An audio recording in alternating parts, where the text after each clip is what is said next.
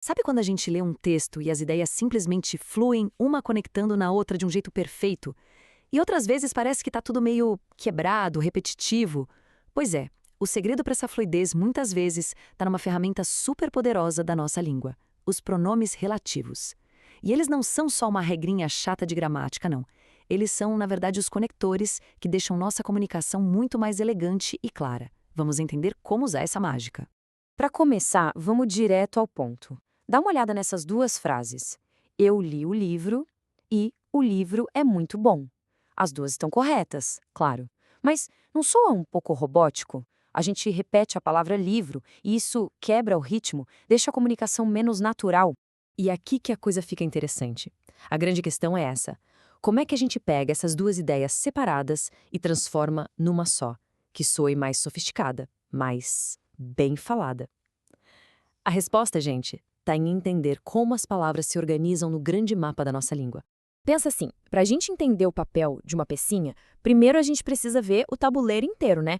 Então, antes de mergulhar de cabeça nos pronomes relativos, vamos dar só um passinho para trás e olhar a foto completa, a organização das palavras no português.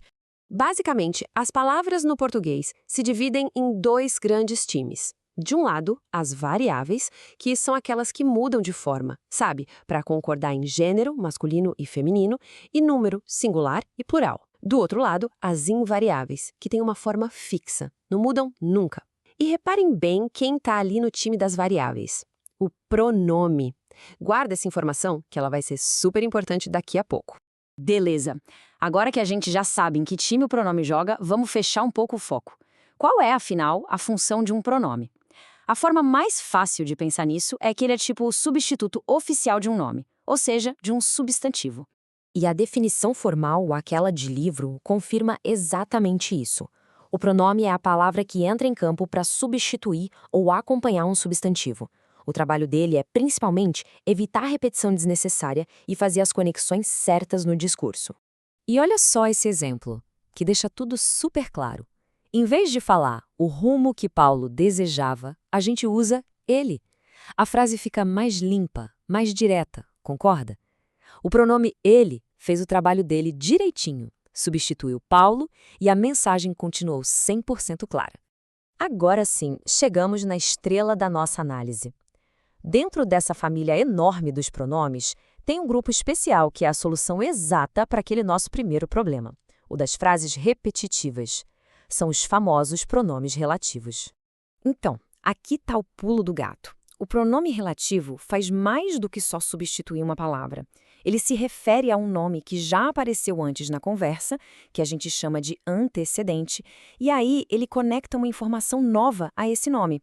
Ele funciona como uma ponte mesmo, ligando duas ideias. Reparem aqui, a palavra que é o nosso pronome relativo. Ela está se referindo diretamente ao antecedente dela, que é a palavra livros.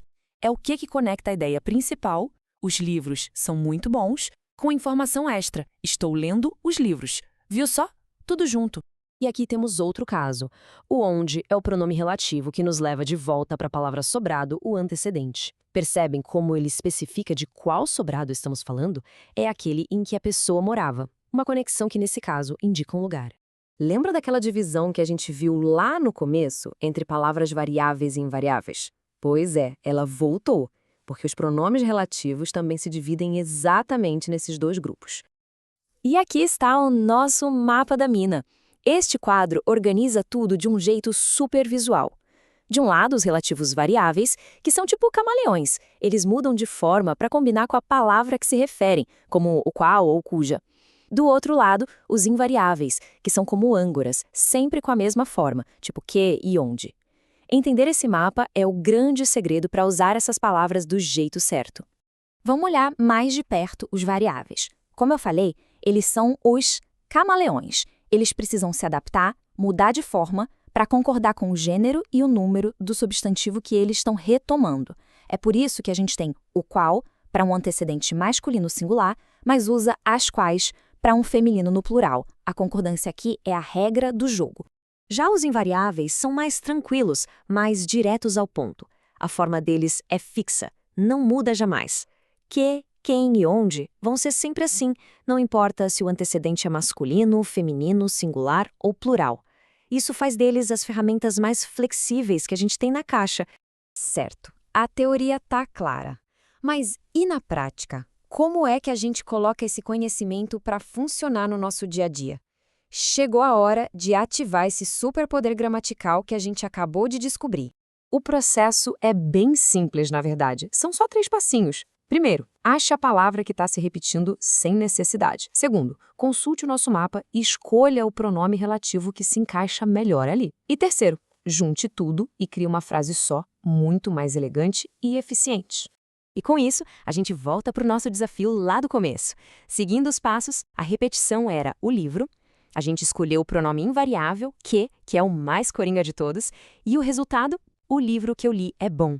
Uma frase só, conectada, fluida, bem mais natural, né? Problema resolvido. E no fim das contas, a grande lição é esta: não se trata de decorar regras só por decorar. Dominar os pronomes relativos é sobre dar um upgrade na nossa comunicação. É sobre conseguir passar nossas ideias de um jeito mais claro, mais direto e, por que não, muito mais elegante. Agora, a pergunta final é para a gente refletir. Pensem nas ideias que expressamos todos os dias, quando falamos, quando escrevemos. Onde será que uma pequena ponte, um pronome relativo, poderia deixar tudo mais conectado, mais forte?